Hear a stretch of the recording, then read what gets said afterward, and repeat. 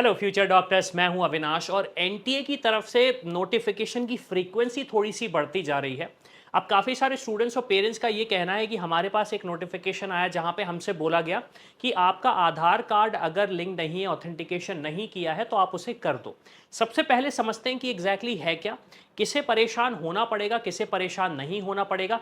30 तारीख हमारे पास है, तो ये चलिए सारी चीज़ें समझते हैं। अब एनटीए ने सीधे सीधे ये बोला है कि मान लीजिए अगर आपने अपना ऑथेंटिकेशन मतलब एक आईडी प्रूफ का वेरिफिकेशन, आईडी वेरिफिकेशन की अगर मैं बात करूं, आपने एनीथिंग एक्सेप्ट आधार, आधार छोड़ के कुछ भी यूज किया, आपने कहा सर मैंने पैन कार्ड यूज कर रहा हूं, मैं वोटर आईडी कार्ड यूज कर रहा हूं, ड्राइविंग लाइसेंस यूज कर रहा हूं, जो भी किया है, अगर उनमें से कोई भी है, आधार नहीं है, तो एनटीए ने एक नोटिफिकेशन दिया है कि आप अपना आधार नोटिफिकेशन अब कर लीजिए। अब सबसे पहला सवाल तो मेरा एनटीए की तरफ से, एनटीए के लिए ये है स्टूडेंट्स के बिहाफ में, कि जिन बच्चों ने पहले नहीं किया था वो अभी क्यों करेंगे, और ये नोटिफिकेशन को ज़्यादा ही लेट दिया है हमने। अब इससे सवाल यही हो रहा है स्टूडेंट्स और पेरेंट्स को कि क्या ये कंपलसरी है, मैंडेटरी है हमारे लिए, नहीं, अगर हम इसे नहीं करते हैं तो क्या हम एग्जाम में बैठ पाएंगे, नहीं बैठ पाएंगे। ये छोटे छोटे सवाल ऐसे आ जाते हैं इस टाइम पे जिसकी वजह से स्टूडेंट्स और पेरेंट्स बहुत ज़्यादा परेशान होते हैं।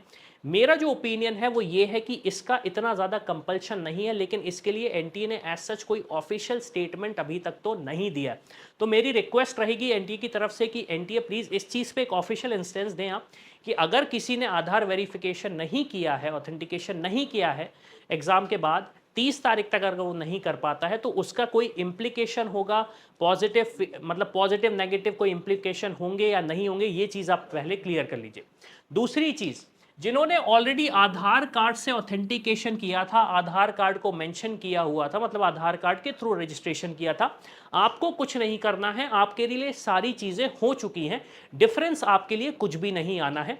प्रोसेस बड़ा सिंपल सा ये है कि अगर आपको ये चेक करना है कि आपको ये चीज़ करनी है या नहीं करनी, तो आप ऑफिशियल वेबसाइट पे जाइए नीट की, वहाँ पे जाके लॉग इन करिए और आपको एक स्क्रीन दिखेगी जहाँ पे आपको सारी चीज़ें क्लियर हो जाएंगी कि आपको ऑथेंटिकेशन करना चाहिए या नहीं करना चाहिए। बस मेरी एक रिक्वेस्ट ये है, अगर नहीं किया है तो प्लीज़ आप कर दीजिए, क्योंकि हमें ये नहीं पता कि अगर हम नहीं करेंगे तो क्या होगा। तो इससे बेटर ये है कि फ्यूचर में देखने से बेटर ये कि अभी आप उसे कर दो और ख़त्म करो। इसके साथ साथ अभी अगर आप प्रिपरेशन कर रहे हैं तो मेरी रिक्वेस्ट आपसे ये रहेगी कि प्रिपरेशन पे फोकस करो। काफ़ी सारे वीडियोस आपको चैनल पे सब्सिक्वेंटली मिलेंगे, तो उसे आप देखते रहना। और एक सबसे इंपॉर्टेंट चीज़, हमारे काफ़ी सारे counselling tools, smart counselling tools ready हैं, जिनका यूज़ करके आप ये फाइंड आउट कर सकते हो कि आपको अगर किसी स्टेट में कॉलेजेस टारगेट कर रहे हो, प्राइवेट है, गवर्नमेंट है, वो आपको यहाँ पे मिल जाएंगे, जिसके बेसिस पे आप अपना एनालिसिस बहुत अच्छे से कर सकते हो।